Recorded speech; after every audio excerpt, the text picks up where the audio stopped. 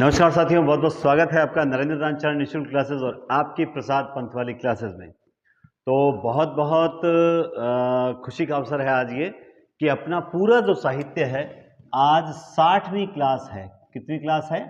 60वीं class में आज जो है वो पूरा होने जा रहा है। 60 क्लास में अपना साहित्य का पोर्शन जो है वो सेकंड ग्रेड हो या स्कूल व्याख्याता हो, इन दोनों के लिए मैंने एक साहित्य कराया, बहुत विस्तृत करवाया है। तो अब विस्तार का कोई अंत तो है नहीं, लेकिन इतना है कि जो एग्जाम में आने लायक चीजें मैंने उन सब पर फोकस किया है और बहुत अच्छे से आपको करवाने का प्रयास किया है। तो अब आपको कैसा लगा 60 क्लासेस पढ़ के? आपको क्या लगा कि सर वास्तव में हमें फायदा हुआ है, नहीं हुआ है? आप जरूर कमेंट बॉक्स में बताएं मुझे कि सर आपने जो नियमितता दी उसके लिए, लेकिन थोड़ा सा बताएं जरूर कि वास्तव में कुछ आपको फायदा हुआ भी है या फिर फायदा नहीं हुआ है। इसके बारे में आप जरूर कमेंट जरूर करें। और कहीं कुछ क्लासेस बोरिंग रही है तो कहीं देखो उतार चढ़ाव, खट्टा मीठा, ये तो सब चलता रहता है। कुछ क्लासेस बहुत ज़्यादा अच्छी थी तो कुछ क्लासेस एवरेज थी तो कुछ क्लासेस बस ठीक ठाक थी। तो ये क्या होता है कि टॉपिक भी कई बार ऐसा आ जाता है जिसमें हमें आनंद नहीं आता है ना? तो आप जरूर कमेंट बॉक्स में बताएं कि आपको ये क्लासेस कैसे लगी और आज की क्लास को आप सभी लाइक जरूर करें। आज इस क्लास को 60वीं क्लास का जो अंत है वो बहुत बढ़िया होना चाहिए कि कम से कम 1000 लाइक्स जरूर होने चाहिए इस पे। तो मुझे पता है कि 1000 व्यूज एवरेज चलते हैं तो लाइक तो कहाँ से आएंगे, लेकिन अगर आप लोग चाहो तो ऐसा जरूर होगा। तो इस साहित्य के पोर्शन का अंत बहुत अच्छा होना चाहिए। तो मैं जानता हूं कि आप लोग इसके लिए सपोर्ट करेंगे।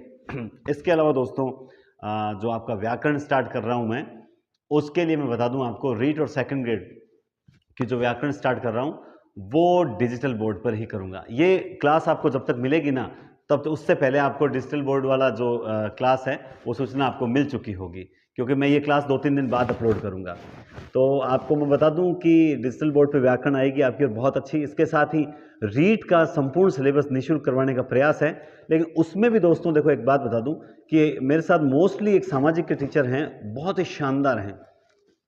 आप उनकी जो 5-7 क्लासेस यूट्यूब पर मैं अपलोड करूंगा, आप एक बार पढ़ना जरूर। ऐसा मत सोचना अरे नहीं ये तो समझ नहीं आ रहा। एक बार पढ़ना जरूर, पढ़ के जरूर देखना। बहुत ही जबरदस्त तरीके से पढ़ाएंगे और यूट्यूब के इतिहास में इस तरह से आपको मेहनत करके सामाजिक पढ़ाने वाले टीचर्स बहुत कम होंगे, आप खुद देखेंगे। तो बहुत ज़बरदस्त। तो सामाजिक के टीचर तो मुझसे बहुत अच्छे से जुड़ चुके हैं। इसके अलावा मैं मैथ, साइंस, इंग्लिश इन सबको जोड़ने का प्रयास कर रहा हूँ। कितना सफल होऊंगा इसके लिए मैं नहीं जानता, फिर भी मेरे प्रयास जो हैं वो बहुत अच्छे हैं और सही दिशा में। अगर जुड़ जाते हैं टीचर्स, मैं कईयों से निवेदन कर रहा हूँ, जुड़ जाते हैं तो बहुत अच्छी बात है, नहीं जुड़ते हैं तो सामाजिक के टीचर तो मुझसे जुड़ने के लिए तैयार हैं और मैं उनको बहुत जल्द आपसे मिलवा दूंगा। जिस दिन डिजिटल बोर्ड लाएंगे ना उसी दिन मिलवा देंगे आपको, है ना? तो ये एक प्रयास है। सफल कितना होता है वो तो आप पर निर्भर करता है कि आप कितना सफल करते हैं। हमारी ओर से मेहनत जो है ना वो बिल्कुल भी कम नहीं होगी, हम ज़बरदस्त मेहनत कर रहे हैं और इसका नमूना भी मैं आपको दिखाऊंगा 1-2 दिन के अंदर। तो बहुत बहुत धन्यवाद कि आपने साहित्य की क्लासेस में मेरा सहयोग किया और आज अपनी 60वीं लास्ट क्लास है। इसके साथ ही जिन्होंने अब तक टेस्ट सीरीज ज्वाइन नहीं किया, वो डिस्क्रिप्शन में लिंक दिया हुआ है हिंदी पॉइंट एप्लीकेशन का, आप टेस्ट सीरीज ज्वाइन करें। बहुत जल्द रीड की सेकंड ग्रेड की हर सब्जेक्ट की टेस्ट सीरीज जो है आपको इस एप्लीकेशन पर मिलेगी। न केवल दोस्तों आप ज्वाइन करें बल्कि आपके जानकारों को तक भी ये बात पहुंचाएं कि बहुत बढ़िया टेस्ट सीरीज है, आप उसका मूल्यांकन करें, वास्तव में आपको फायदा मिलेगा। आप लोगों ने कहा तो मैंने थोड़ा टाइम शेड्यूल जो है वो भी बढ़ा दिया था। तो अब आप खुद देखें कि इससे ज़बरदस्त और क्या हो सकता है ना? तो मैं उम्मीद करता हूं कि आप लोग सपोर्ट करते रहेंगे। और दोस्तों, डिजिटल बोर्ड वाला जो एक बहुत बड़ा कदम है हमारे लिए, क्योंकि मैं भी आपकी तरह मध्यम वर्गीय परिवार से हूं, तो बहुत बड़ा कदम है वो उठाने जा रहे हैं। तो उसमें सपोर्ट करिएगा और आपसे ये करबद्ध होकर निवेदन है कि उसमें ज़रूर ज़रूर सपोर्ट करिएगा, क्योंकि उसमें अगर आप लोगों का सपोर्ट नहीं रहा तो निश्चित रूप से हमें थोड़ा सा मतलब ऐसा है कि कहीं ना कहीं हमें पीछे देखना पड़ सकता है। लेकिन हम, वो कहता ना कि झुकेंगे तो नहीं। अब जब सोच लिया है कि डिजिटल बोर्ड पर आपको क्लासेस देनी है तो देनी है। अब देखते हैं कि कहाँ तक सफल होते हैं, कहाँ तक नहीं होते हैं। अभी एक मिलकर व्यवस्था कर रहे हैं हम, मेरा नहीं है बल्कि हमारा डिजिटल बोर्ड है, मेरा अकेले का नहीं है। तो कोशिश कर रहे हैं, काफ़ी 1-2 महीने से प्रयास कर रहे हैं, हो सकता है सफल हो जाए। और इसके अलावा भी एक चीज़ आपसे और शेयर करना चाहूँगा कि हमारा है तो मेरा प्रयास है कि मैं आपको सारी क्लासेस डिजिटल बोर्ड पर ही दूँ। सपोर्ट बहुत ज़रूरी है, आप मेरी भावनाओं को समझे। मैं दिल से बोल रहा हूँ आज एक एक चीज़, बहुत ज़्यादा ज़रूरी है सपोर्ट। मैं एक अकेला अगर 15,000 लोगों तक पहुँच सकता हूँ तो आप लोग अगर मेरे साथ जुड़ें तो हम 15 लाख तक भी पहुँच सकते हैं। लेकिन सपोर्ट बहुत ज़रूरी है। हमारी ओर देखो, मेरा गला भी बैठा हुआ है, मैं लगातार कंटिन्यू पिछले 5-7 दिन से ऑफलाइन क्लासेस जो हैं वो पढ़ा रहा हूँ, ऑफलाइन बैच भी चल रहे हैं, इसके अलावा ऑनलाइन बैच भी जो हिंदी पॉइंट एप्लीकेशन पर कोई विस्तृत क्लासेस चाहता है तो वो भी अवेलेबल है। व्याकरण का अगर खरीदना चाहता है तो उसके लिए पूरा कंप्लीट कोर्स उपलब्ध होगा। तो आप थोड़ा सा सपोर्ट करें, आनंद आएगा मुझे भी और मेहनत करने में, और हमारे जो टीचर्स हैं उनको भी आनंद आएगा। ठीक है, तो अब हम चलते हैं अपनी क्लास की ओर। हाँ, एक सूचना और, जिसने भी अभी तक टेलीग्राम चैनल ज्वाइन नहीं किया वो टेलीग्राम चैनल जरूर ज्वाइन करें, ताकि आपको सभी सूचनाओं से वहाँ अपडेशन मिलता रहेगा। दोस्तों, अब है रेखाचित्र। रेखाचित्र और संस्मरण कहीं ना कहीं जो है मिलती जुलती रचनाएं हैं। कहा जाता है कि महादेवी वर्मा ने संस्मरणात्मक रेखाचित्र लिखे हैं, संस्मरणात्मक रेखाचित्र लिखते हैं। तो इनमें अंतर करना बहुत मुश्किल होता है, लेकिन मैंने पिछले नेट के पेपर, फर्स्ट ग्रेड के, केवीएस के, एनवीएस के पेपरों का अध्ययन किया और अध्ययन करने के बाद इनको अलग अलग किया है। तो ये अगर इसमें कोई गलती नजर आती है तो ये भी मेरी तरफ से नहीं है, बाकी मैंने चेक कर लिया है, कोई गलती नजर नहीं आएगी। बल्कि यहाँ तक जैसे कृष्णा सोबती का हम अस्मत् में 2 भागों में, तो ये जो प्रथम भाग है ये तो है रेखाचित्र, और जो सेकंड भाग है कृष्णा सोबती का वो है संस्मरण में। ठीक है, तो देखिए संस्मरण जो है, रेखाचित्र जो है वो, पहले स्क्रीनशॉट लेना चाहे तो कोई ले सकता है भाई, स्क्रीनशॉट लेना चाहे तो ले सकता है। हाँ जी, तो देखो ऐसा है कि बहुत जनों ने तो नोट्स बना लिए हैं इस क्लास को देख देख के, वो कहते हैं सर हम तो 60-60 बना रहे हैं। फिर भी अगर आपको नोट्स चाहिए ना तो उसके लिए मैं जल्दी व्यवस्था कर दूंगा। मेरी जो बुक आने वाली है, बहुत जबरदस्त बुक आने वाली है, आप जरूर जरूर उसे देखिएगा। एक बार सबके हाथ में बुक आ जाएगी ना, उसके बाद मैं उसी बुक को वापस करवाना स्टार्ट करूंगा, और इतना शानदार तरीके से करवाऊंगा कि भले ही इस बार तगड़ा मुकाबला होगा, लेकिन आपके 130 से कम सही नहीं होंगे, 130 से ज्यादा ही सही होंगे। मेरा पूरा प्रयास है, आप निश्चिंत रहें, साथ देते रहें और जबरदस्त जोश उत्साह के साथ पढ़ते रहें। तो देखिए, रेखाचित्र शब्द जो है वो स्केच का पर्याय है। किसका पर्याय है? रेखाचित्र शब्द स्केच का पर्याय है। उसके अलावा महादेवी वर्मा जो है, इनकी कुछ रेखाचित्र हैं, जैसे स्मारिका, अतीत के चलचित्र। देखो हम रेखाचित्र पढ़ रहे हैं तो चित्र है ना, रेखाचित्र पढ़ रहे हैं तो क्या है? चित्र। अतीत के चलचित्र शब्द आया तो वो रेखाचित्र है। और देखो यहाँ क्या शब्द आया? स्मृति की रेखाएं। तो चलचित्र और स्मृति की रेखाएं, तो ये रेखा शब्द आ गया तो भी रेखाचित्र है, चित्र शब्द आ गया तो भी क्या दोस्तों? रेखाचित्र है। ठीक है दोस्तों, तो अब हम उसके बाद बढ़ते हैं श्रीराम शर्मा की। हाँ बिल्कुल, टेस्ट सीरीज स्टूडेंट बहुत अच्छे से खरीद रहे हैं, मैसेज आते रहते हैं कि हाँ अभी शक्ति सिंह ने खरीदी है, अभी सुनीता ने खरीदी है, अभी मीना ने खरीदी है। अच्छे, बहुत से स्टूडेंट टेस्ट सीरीज खरीदते रहते हैं, मैसेज आते रहते हैं। चलिए, बोलती प्रतिमा प्रथम रेखाचित्र है इनकी, श्रीराम शर्मा का एक है बोलती प्रतिमा, ये इनका रेखाचित्र है, और ये प्रथम रेखाचित्र कहा जाता है। क्या कहा जाता है? यानी रेखाचित्र के प्रवर्तक की अगर मैं बात करूं तो वो कहा जाता है श्रीराम शर्मा को, है ना।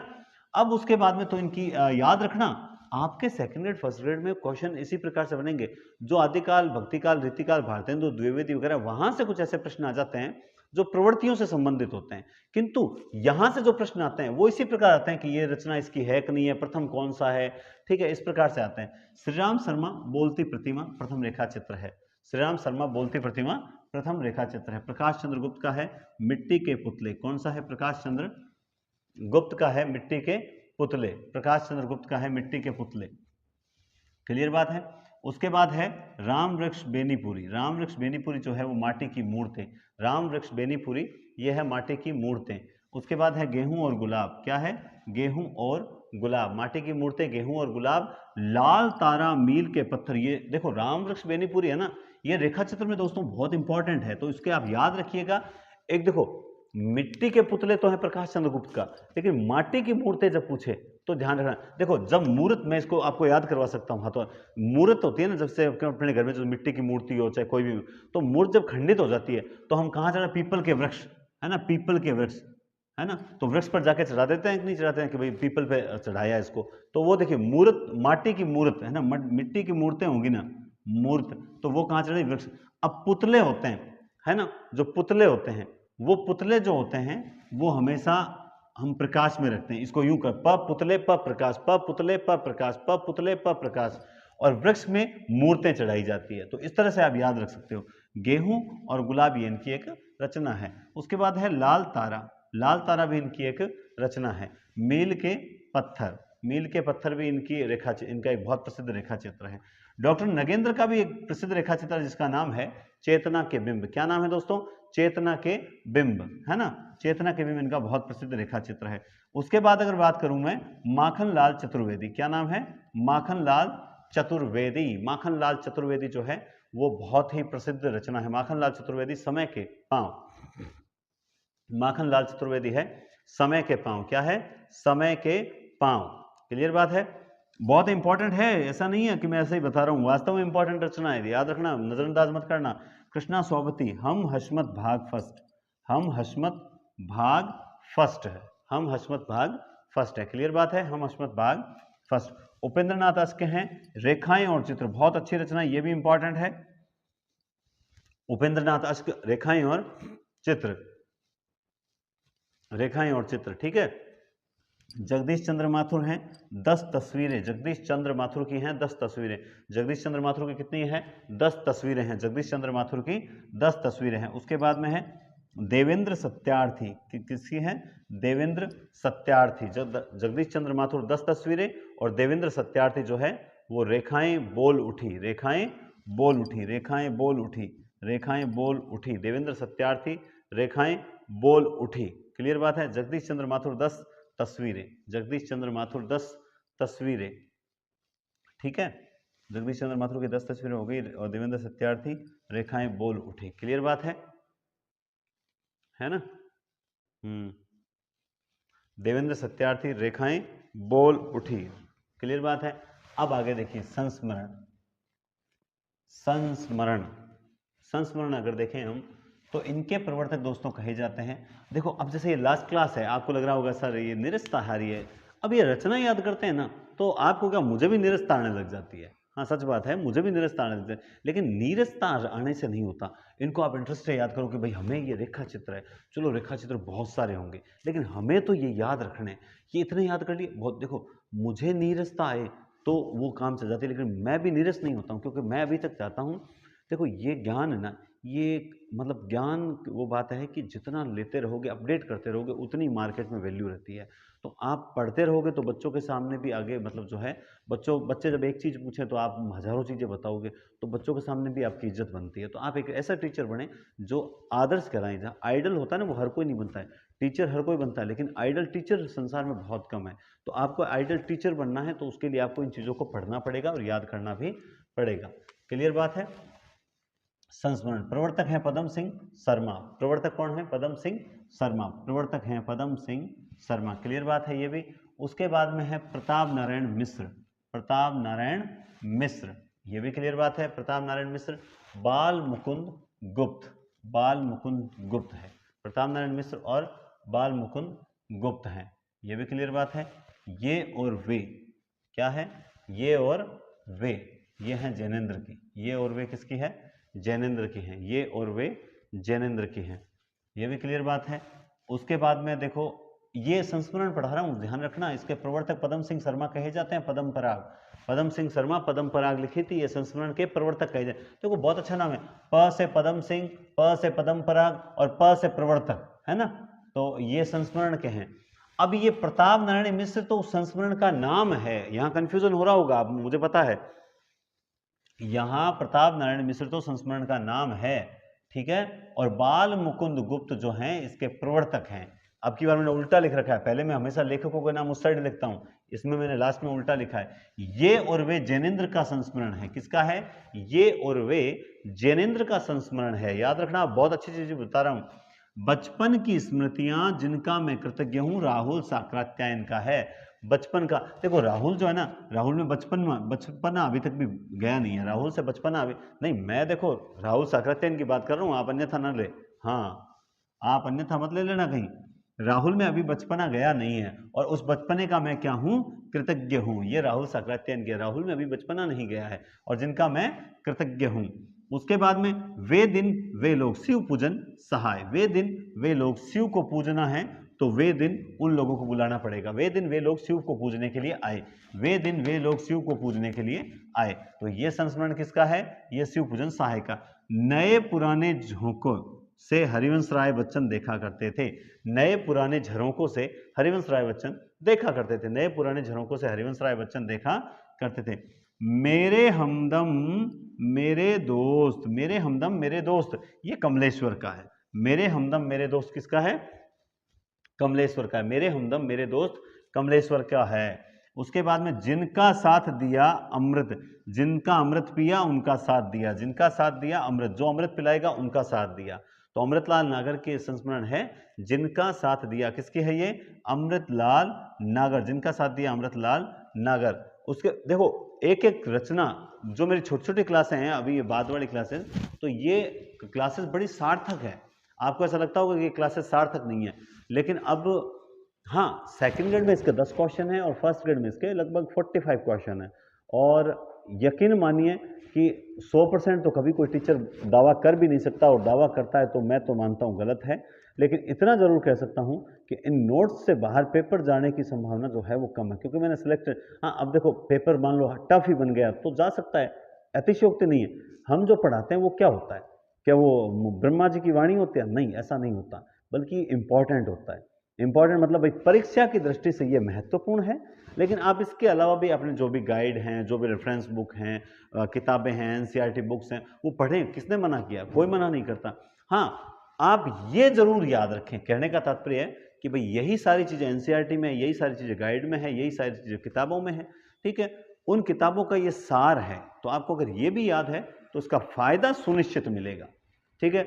और ये जो क्लासेस स्टार्ट की गई थी निःशुल्क, ये ज़रूरतमंद छात्रों के लिए, ना सब रहने दो सर, ज़रूरतमंद छात्रों के लिए कुछ नहीं है। आप अपना चैनल देखो, कौन नहीं चाहता, संसार में सारे रिश्ते स्वार्थ के ही होते हैं, है ना।